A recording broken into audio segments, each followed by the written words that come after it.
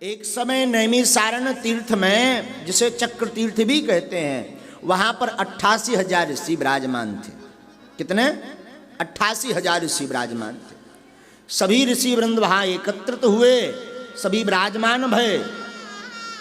तो सभी ऋषियों का काम है रिसर्च करना, मुनियों का काम है मनन करना। मुनि का अर्थ होता जो मनन करता। तो सब ऋषियों ने और मुनियों ने एक विचार किया। क्या विचार किया? आने वाले समय में कलयुग नाम का एक युग आ रहा।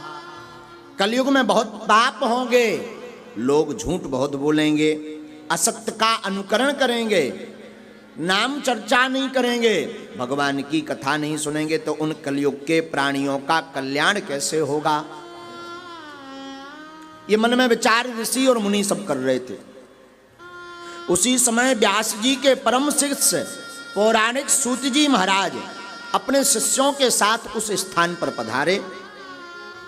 श्री सूत जी को आता देख करके 88,000 ऋषियों ने बार बार चरणों में प्रणाम किया और श्रद्धा पूर्वक उन्हें साष्टांग दंडवत प्रणाम करके सभी ऋषियों ने श्री सूत जी को बैठने के लिए आसन दिया। देखो, कोई भी संत आवे, गुरु आवे, बुद्ध पुरुष आवे, तो अपने आसन को, अपने अभिमान को त्याग करके उनकी शरण में गिर जाना चाहिए।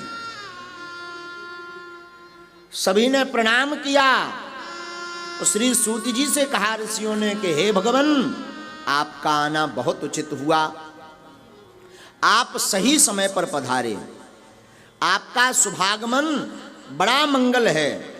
महाराज, आप नहीं आते तो हम लोग सब शोक की नौका में डूब रहे थे, लेकिन आप हमारा उद्धार करने के लिए पधार गए।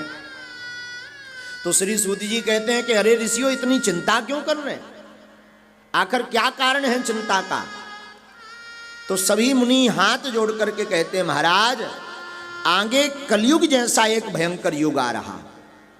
कलयुग में ना धर्म होगा, न आस्था होगी, न निष्ठा होगी। और महाराज, धर्म तो होगा परंतु लोगों पर समय नहीं होगा कि वो तप कर पाए, यज्ञ कर पाए, पुण्य कर पाए, पूजन कर पाए, भजन कर पाए। इतना समय नहीं। यहाँ दम दम में होती है पूजा, सर झुकाने की फुर्सत नहीं है। यहाँ दम दम में होती है पूजा। महाराज, कलयुग के लोग बड़ी जल्दबाजी में भगवान की पूजा करेंगे, परंतु उनका कल्याण कैसे होगा? आप कृपा करके बताइए। देखो, गुरु और संत के प्रति उपकार क्यों मानना है? क्योंकि संत और गुरु और माता पिता 24 घंटे हमारे कल्याण के लिए ही प्रयत्न करते रहते हैं। बोलो सीताराम। तो महाराज, कलयुग के लोग धर्म कर्म नहीं करेंगे, भजन नहीं करेंगे, तप नहीं करेंगे, यज्ञ नहीं करेंगे, दान नहीं करेंगे, उनका कल्याण कैसे होगा? हमारी चिंता को मिटाइए। ओहो, सौनकादिक ऋषियों की प्रार्थना सुनकर के श्री सूत जी बोले, अरे ऋषि गणो, आप धन्य हैं, आप धन्य हैं। आपने सभी मनुष्यों के कल्याण के लिए ये सुंदर प्रश्न किया। इस प्रश्न से लाखों लोगों का कल्याण होगा। आप सत्य पुरुष कहलाने योग्य हैं। देखो मुनियों, आपने जो प्रश्न किया, इस प्रश्न से अनेकानेक लोगों की चिंता मिटेगी, दुख हटेगा, पीड़ा हटेगी। आपने बड़ा सुंदर प्रश्न किया। हे मुनियों, श्री सूत जी कहने लगे, हे मुनियों, यही प्रश्न एक बार नारद जी ने भगवान विष्णु से किया था। एक बार करतले कर बीना, एक बार करतल कर बीना, गावत हरि गुण परम प्रवीणा, गावत हरि गुण परम प्रवीणा। एक बार करतल कर बीना, एक बार करतल कर बीना, गावत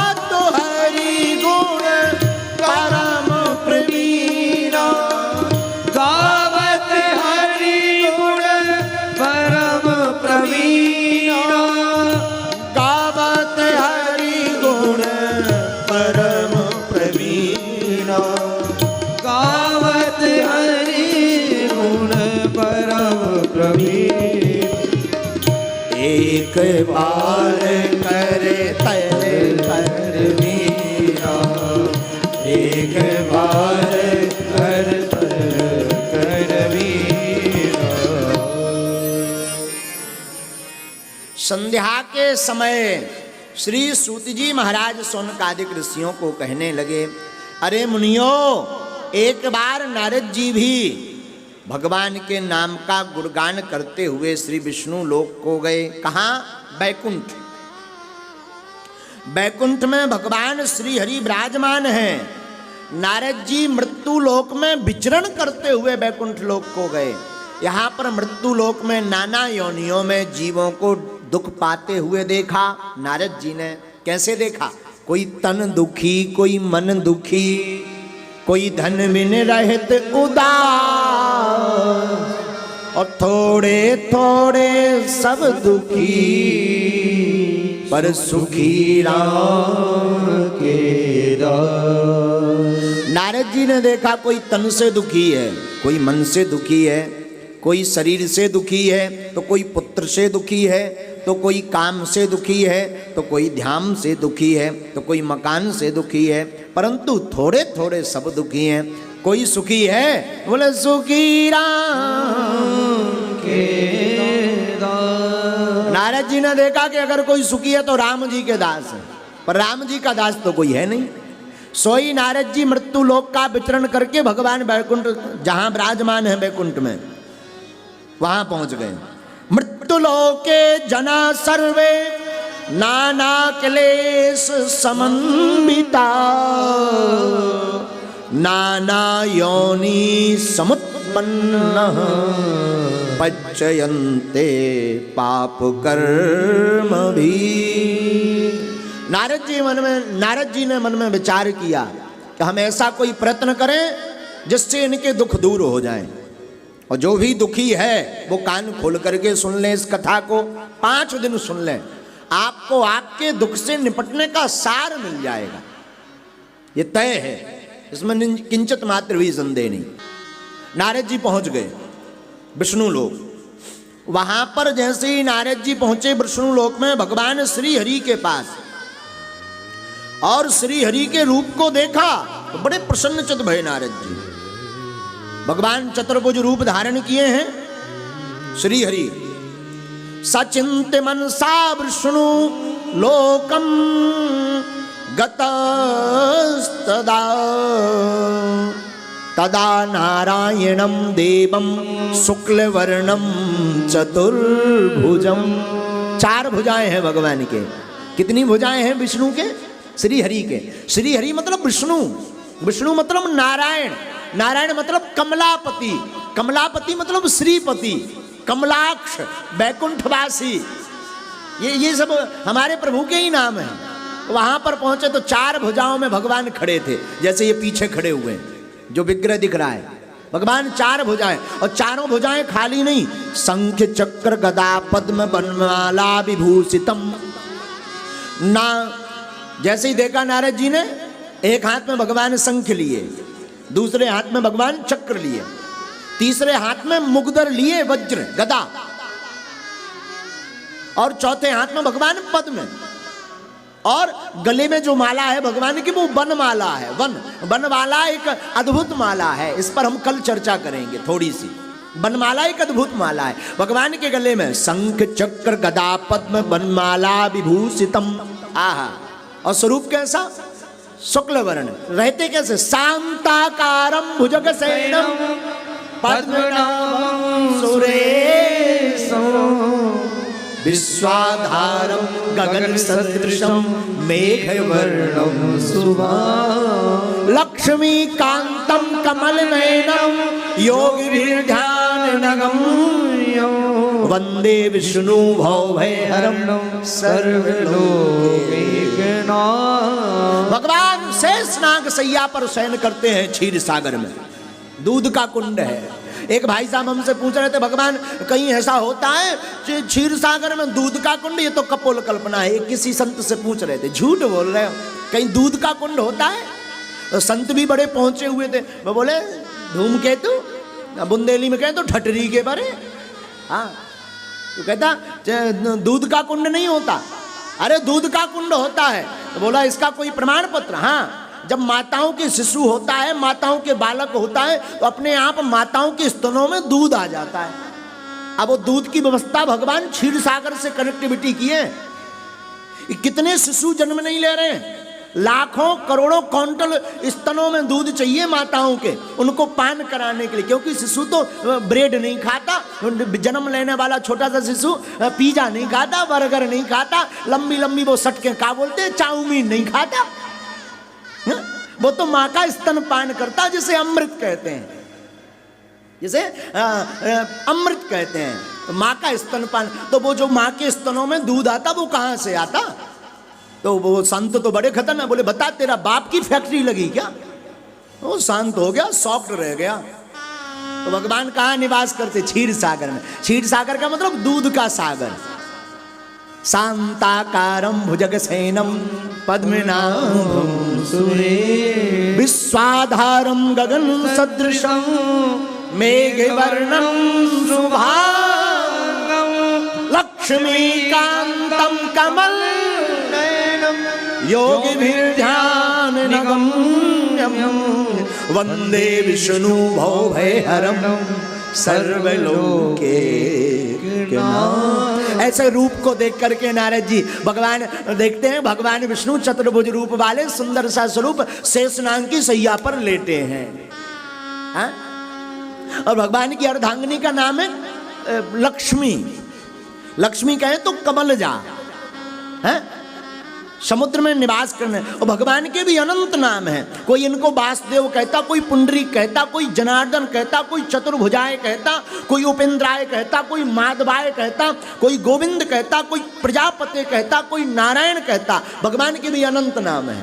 नारद जी ने प्रणाम किया, वंदन किया, सुंदर दिव्य स्तुति की भगवान विष्णु की। हे प्रभु, आदि मध्य अनंत हीनाय, आपका न आदि है, ना मध्य है, ना अंत है, आप अनंत हैं। तब तो कहते भगवान अनंत हैं।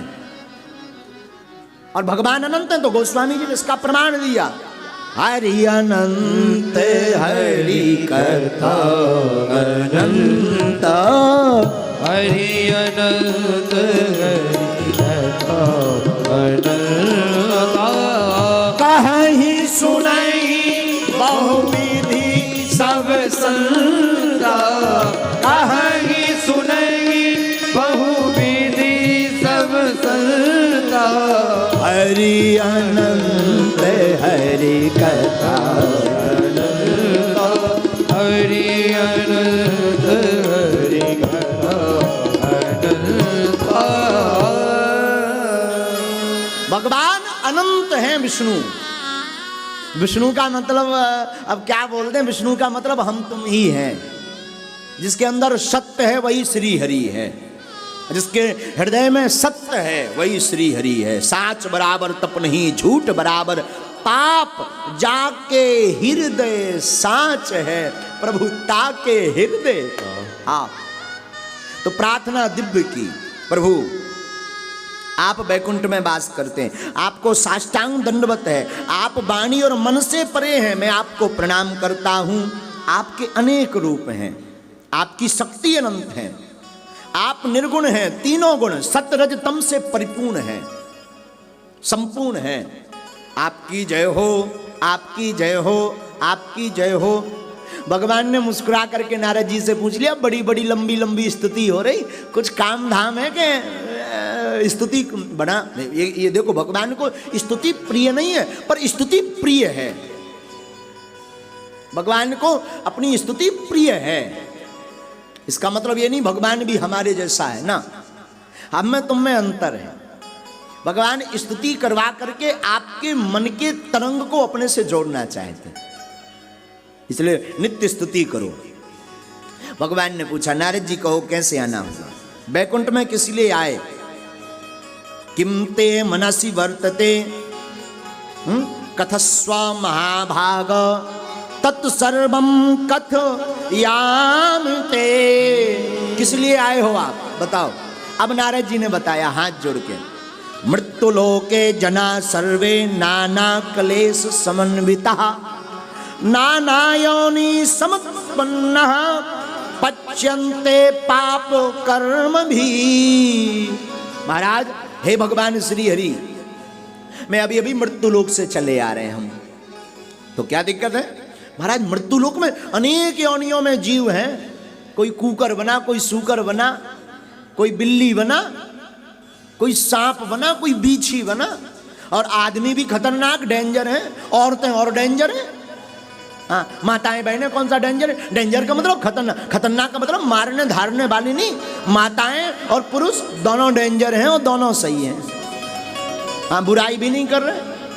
तो महाराज, बहुत से अनेक अनेक योनियां हैं, लेकिन जितने भी योनियां हैं ना, सब दुखी हैं। किसी को पद का दुख है, किसी को पुत्र का दुख है, किसी को संतति का दुख है, किसी को विवाह का दुख है, किसी को कलेश का दुख है, किसी को परिवार का दुख है। कोई तन दुखी, कोई मन दुखी, कोई धन बिन रहत उदास। कोई उपाय बताओ आप, जिससे इनका दुख कम हो जाए, इनका संकट कम हो जाए। हमें दुख देखा नहीं जाता। भगवान को ये बात बताते बताते नारद जी की आंखों में आंसू आ गए।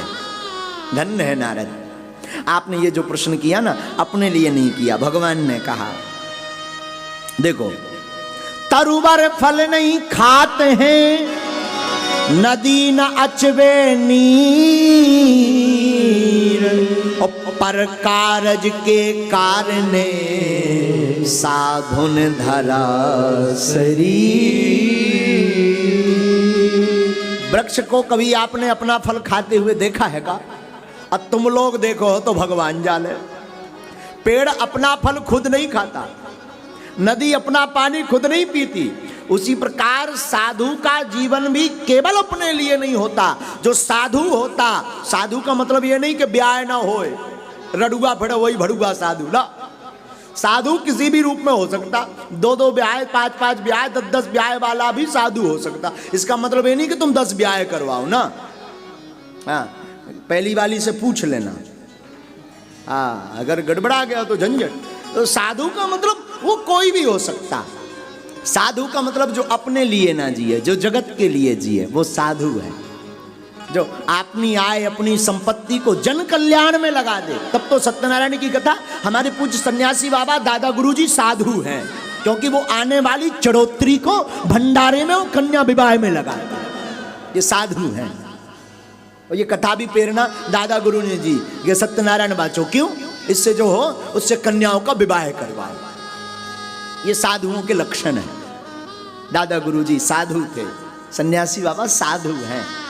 तो पर कारज के कारण साधुन धरा शरीर। अरे भैया, दूसरों के कल्याण के लिए साधु शरीर रखते हैं। नारद जी के ये प्रश्न देकर के भगवान विष्णु प्रसन्न हुए। हे नारद, तुमने बहुत बड़ी बात पूछी, मैं एक छोटा सा उपाय बताता हूं नारद तुम्हें। जो मानव कलयुग में इस उपाय को कर लेगा, निसंदेह महापुण्य देने वाला, कलयुग का उत्तम व्रत, दुख रोग आदि को दूर करने वाला, बंधन से मुक्त करने वाला, संतानहीनों को संतान प्राप्त करवाने वाला, निर्धन को धन देने वाला, मोक्ष प्राप्ति का मनोरथ रखने वालों को मोक्ष देने वाला परम उत्तम व्रत है, जिसका नाम है भगवान सत्यनारायण व्रत कथा। नारद जी एक कथा है, कौन सी? जिससे धन दान की प्राप्ति होती, निर्धन धनीवान धनवान बन जाता है, बंधन में पड़ा हुआ व्यक्ति बंधन से मुक्त हो जाता, भय को भयहीन होकर के निर्भय बन जाता, संतानहीनों को संतान की प्राप्ति होती और भक्त को भगवान की प्राप्ति होती। ऐसी एक व्रत कथा है।